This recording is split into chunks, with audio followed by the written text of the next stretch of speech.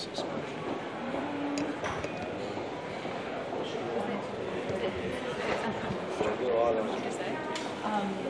If we just why you declared it and then she'll speak from there. Oh, right. Yeah. Nice. So where do you want them standing? So all of you probably know Leanne. So she's going to be talking about why she's declared. And Anne Columbus is the current controller in EOC, so she's sort of doing the operational stuff.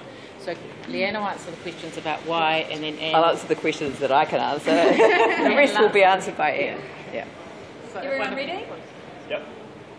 Why have you declared this?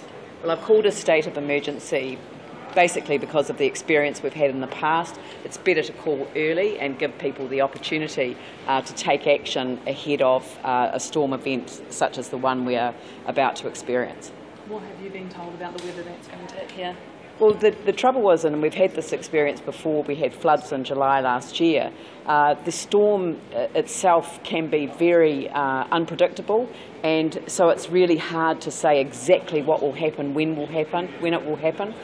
We had flooding along the Heathcote in July last year, and we're expecting to see flooding again. We've already got some roads flooded, and so that's why we're saying to people early, take action now.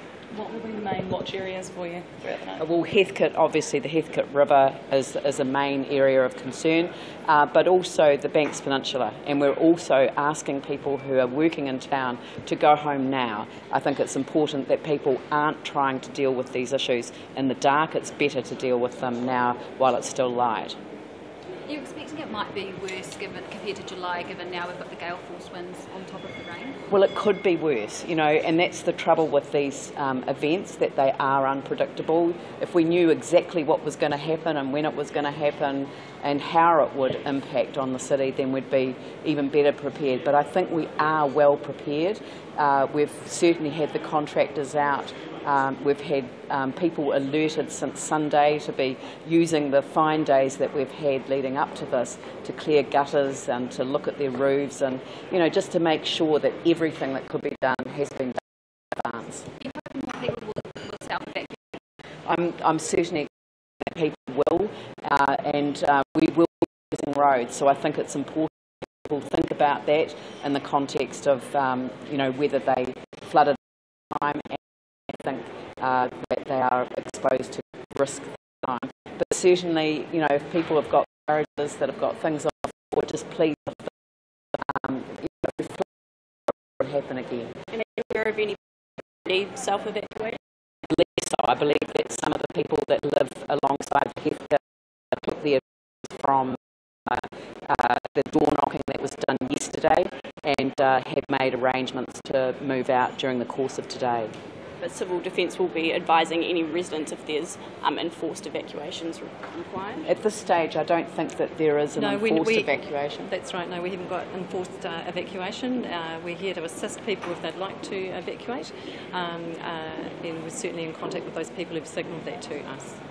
But you'll be closely monitoring the situation? Yes, absolutely, closely monitoring, and if we need to make the call around actual evacuation, we'll be letting people know really early. What are we looking at in terms of times that this is likely to hit us here?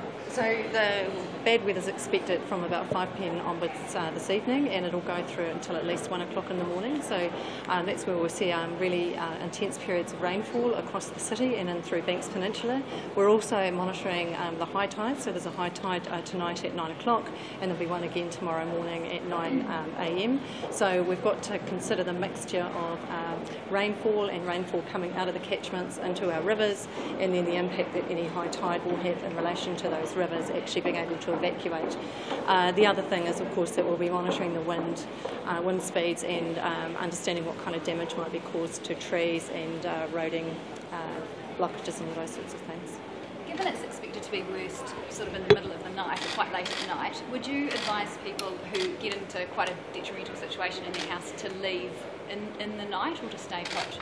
I think people have got to remember the experiences that we've had in the past. So if you've been in an area that is flood prone and is potentially likely to flood again, like we saw in July, then our advice would be to self-evacuate. We're here to assist if people haven't got any options, and we'll be able to help them in that way. We have a welfare centre. We do. We'll be having a welfare centre opening at Pioneer, so we're just in the planning stage for that. But certainly, let's all be prepared. We're better off being prepared rather than waiting for it to actually happen.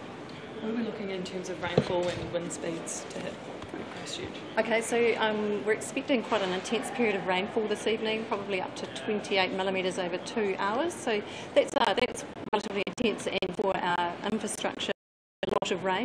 So what will happen there is we'll see surface across the city that we wouldn't necessarily see. So we will see floods and things like that. In our areas where we experience a lot of flooding will be usual kind of water and flooding that we do see. Wind factors is around 90 kilometres an hour, so it will be strong and will be noticeable even when we're indoors. But we're just encouraging people to be safe. If you don't need to be out and about or travelling, the best idea is to hunker down at home and just stay there until the storm passes through the night. Anything else either of you would like to add?